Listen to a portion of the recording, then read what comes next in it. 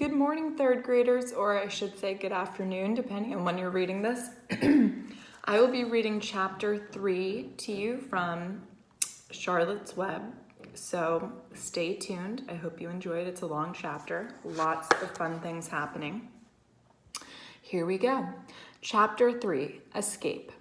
The barn was very large. It was old. It smelled of hay and it smelled of manure. It smelled of the perspiration of tired horses and the wonderful sweet breath of patient cows. It often had a sort of peaceful smell, as though nothing bad could have ever happened in the world. It smelled of grain and of harness, dressing and of axle grease, and of rubber boots and of a new rope. And whenever the cat was given a fish head to eat, the barn would smell of fish. But mostly it smelled of hay, for there was always hay in the great loft up overhead.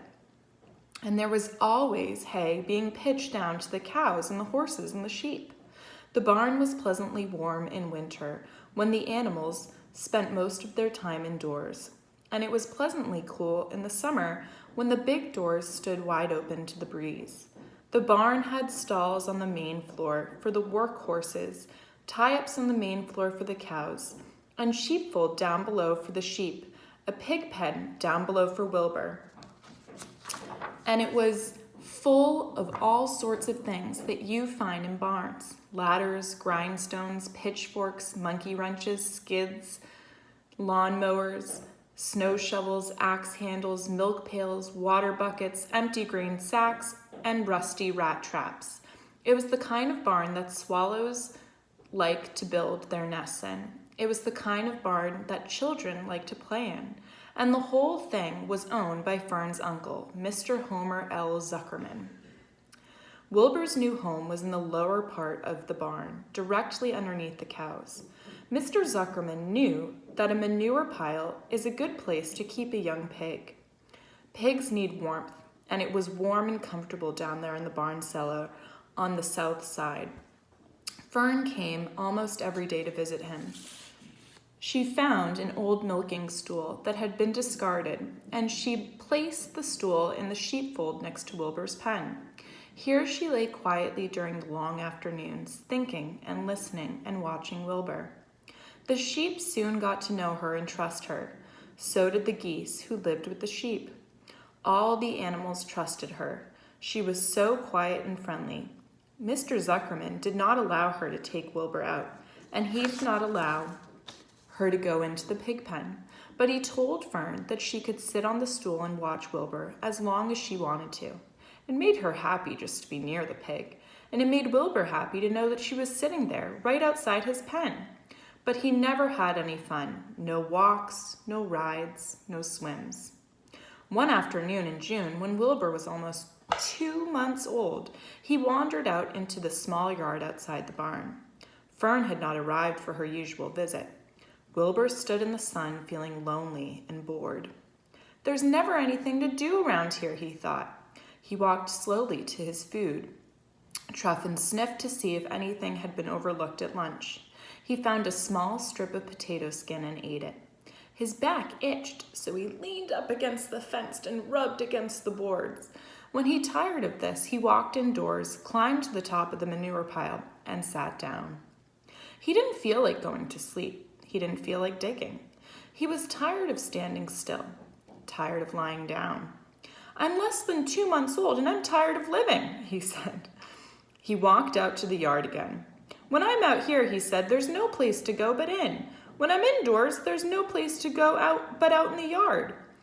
That's where you're wrong, my friend, said a voice. Wilbur looked through the fence and saw the goose standing there. You don't have to stay in that dirty little yard, said the goose, who talked rather fast. One of the boards is loose. Push on it. Push on it, and come out. What? Said Wilbur. Say it slower.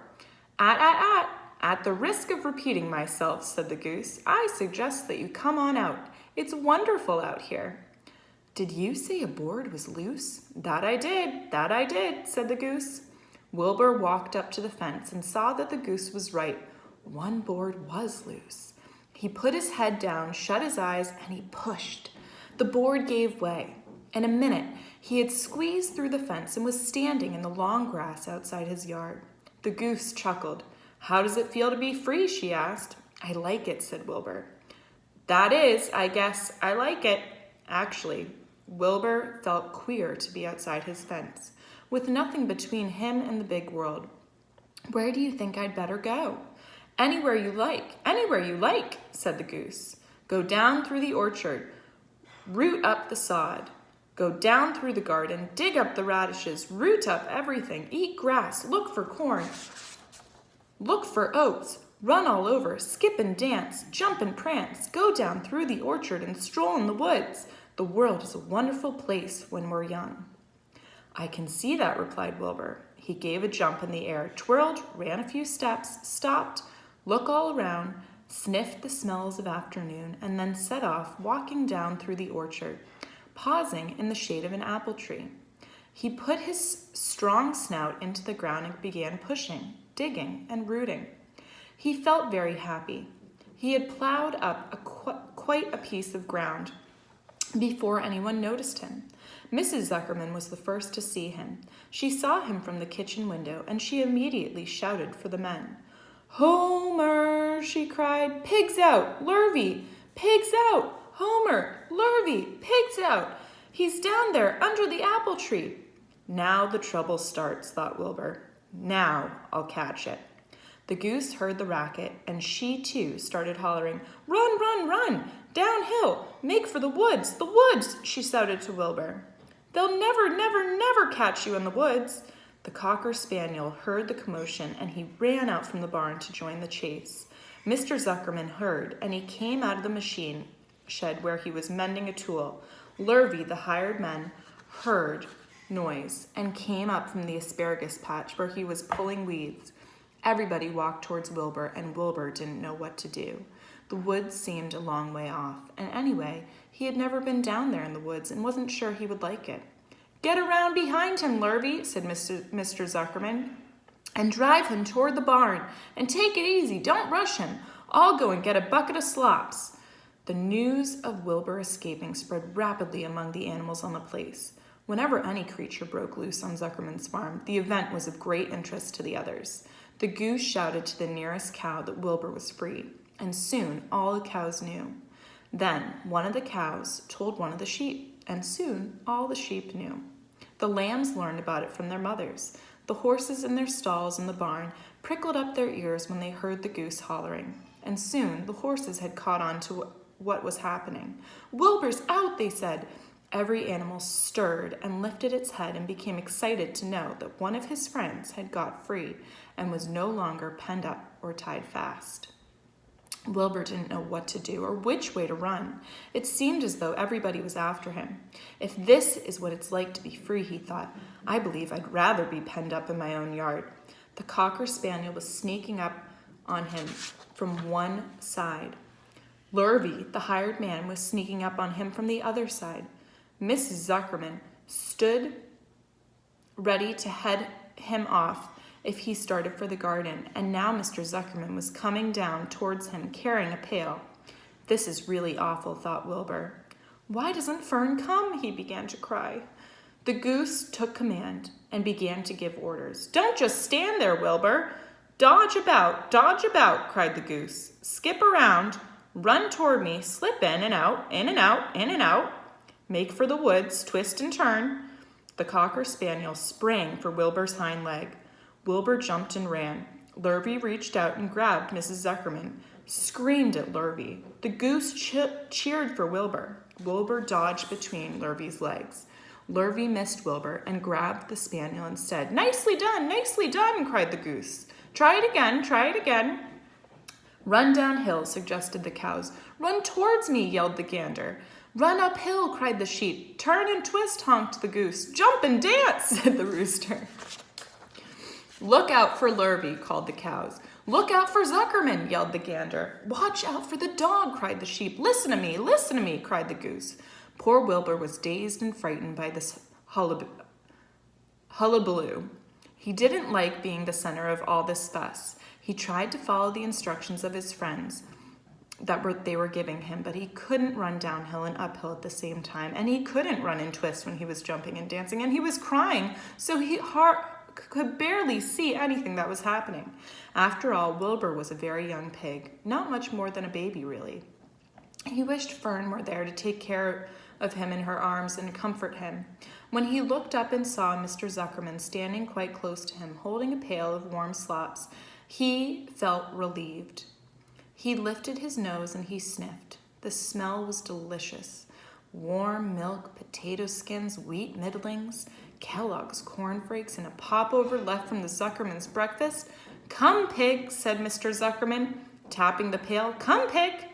Wilbur took a step towards the pail. "No, no, no," said the goose. "It's the old pail trick, Wilbur. Don't fall for it. Don't fall for it. He's trying to lure you back into captivity. Captivity. He's appealing to your stomach." Wilbur didn't care. The food smelled appetizing. He took another step towards the pail. "Pig, pig," said Mr. Zuckerman in a kind voice, and began walking slowly towards the barnyard, looking at him innocently as if he didn't know that the little white pig was following along behind him. "You'll be sorry, sorry, sorry," said the goose. Wilbur didn't care. He kept walking towards the pail of slops. "You'll miss your freedom," honked the goose. "An hour of freedom is worth a barrel of slops." Wilbur didn't care.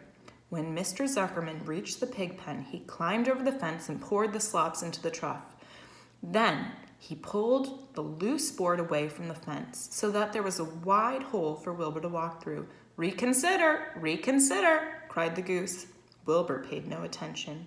He stepped through the fence into his yard. He walked to the trough and took a long drink of slops, sucking in the milk hungrily and chewing the popover. It was good to be home again. While Wilbur ate, Lurvy fetched a hammer and some 8-penny nails and nailed the board in place. Then he and Mr. Zuckerman leaned lazily on the fence, and Mr. Zuckerman scratched Wilbur's back with a stick. "He's quite a pig," said Lurvy. "Yes, he'll make a good pig," said Mr. Zuckerman. Wilbur heard the words of praise. He felt the warm milk inside his stomach. He felt the pleasant rubbing of the stick along its itchy back. He felt peaceful and happy and sleepy. This had been a tiring afternoon. It was still only about 4 o'clock, but Wilbur was ready for bed. "I'm really too young to go out into the world alone," he thought as he lay down. And that's the end of chapter 3. I hope you enjoyed this chapter, and I hope you get a chance to enjoy something special about your day, whether it be drawing, reading, an activity that you were assigned for today, or even if you get a chance to go outside. Have a great day, third graders. Bye.